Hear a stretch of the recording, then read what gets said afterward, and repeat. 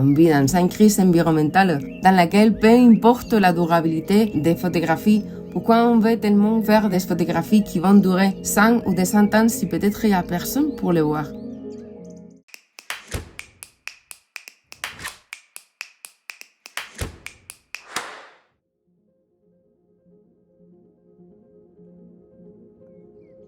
Je m'appelle Almudena Romero, je suis un artiste visuel basé à Londres qui travaille avec des matériaux et des processus photographiques durables pour explorer des façons de voir, de comprendre, de représenter. The Pigmentine, c'est un projet photographique qui utilise la matière végétale et aussi des stratégies qui se passent chez les plantes pour faire des images objets, des installations ou des performances photographiques qui versent tout sur des concepts liés à la temporalité, à l'héritage, à l'accumulation aussi. The Pigmentine s'est divisé en 4 chapitres. Le premier, c'est The Act of Producing, après c'est Family Album, après Offspring et le dernier, c'est Faire en photographie. La photographie chimie promettait dans le 19e siècle une façon de produire inaltérable. Il y avait un résultat standard et ce résultat-là était susceptible de la commercialisation. Sauf que ces techniques, ils ont un impact environnemental énorme et à un moment donné, je me suis dit que ces techniques ils étaient condamnées à l'obsolescence.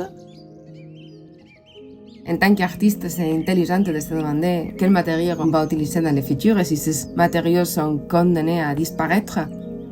On vit dans une crise environnementale dans laquelle peu importe la durabilité des photographies, pourquoi on veut tellement faire des photographies qui vont durer 100 ou 200 ans si peut-être il n'y a personne pour les voir? En fait, dans le 19e siècle, il y avait plusieurs qui étaient botanistes et photographes. Eux, ils croyaient qu'avec les pigments à base de plantes, ils pourraient arriver à faire des photographies en couleur. À un moment donné, j'ai voulu tester tout ça dans le jardin de ma grand-mère. Elle avait un jardin à Valence très très grand, dans lequel j'ai identifié 50 plantes différentes que je pouvais utiliser pour imprimer en photo directement sur les feuilles. Les observations que j'ai apprises grâce à ma grand-mère sont hyper pratiques pour la photographie aussi. Parce que l'heure ou le moment dans lequel tu décides de couper la feuille pour imprimer en photo, en fait, c'est crucial. Dans le dernier chapitre, Faire en photographie, je voulais utiliser le procès photographique de la photopériodicité pour faire une performance photographique. La photopériodicité, c'est le procès pour lequel les plantes changent le pigment de leurs feuilles pour mieux capter la lumière UV. Moi, je considère la photographie d'une façon très littérale ou très primitive, dans le sens que je comprends photographos comme photo, lumière, graphos, écrire, donc écrire avec la lumière.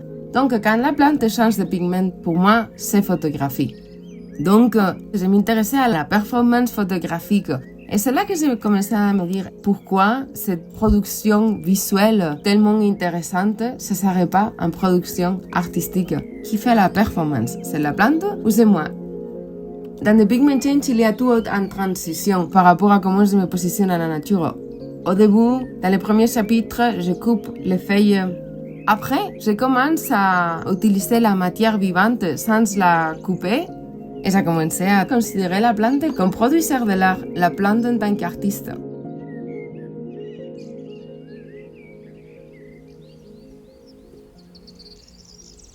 Donc c'est une photo de ma famille, imprimée sur des graines de cresson. Je pense que quand mes parents ils ont eu les enfants et leurs familles, c'était une époque très différente en Espagne. C'était le début de la démocratie, il y avait beaucoup d'espoir. Le futur se présentait assez bien. Ma compréhension de le futur à venir, elle est très différente à cause de la crise climatique.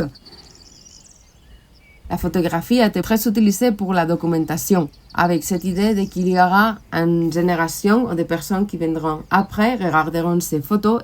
Moi, je vais faire des œuvres éphémères pour souligner cette idée d'éphéméralité de notre existence et aussi de l'art. Dans ces photos, l'impression se fait avec un procès qui s'appelle photoblanchissement.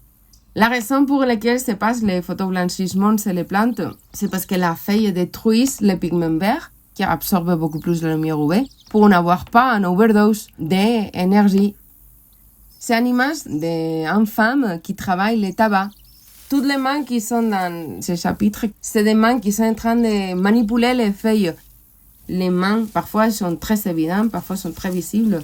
Et les autres fois sont beaucoup moins évidentes. Ça fait une très claire référence aussi au travail féminin. Ces mains qui font un travail, qui élèvent les familles et qui élèvent les jardins et qui parfois sont invisibles.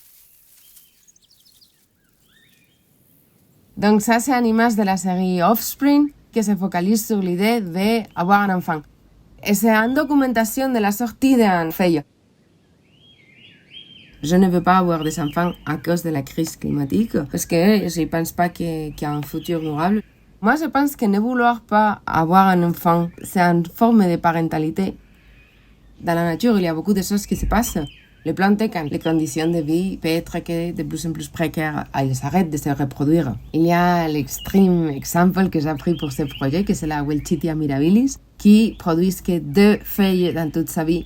C'est pour parler de ces stratégies de reproduction sélective, pour critiquer ces stéréotypes sur la maternité. En fait, les plantes, ils ont réussi à survivre pendant des millénaires. Les plantes savent coopérer avec les autres espèces. Et donc, je pense qu'on doit apprendre des plantes à avoir des relations coopératives, ne pas avoir des relations de domination, ni sur les autres espèces, ni sur les autres humains.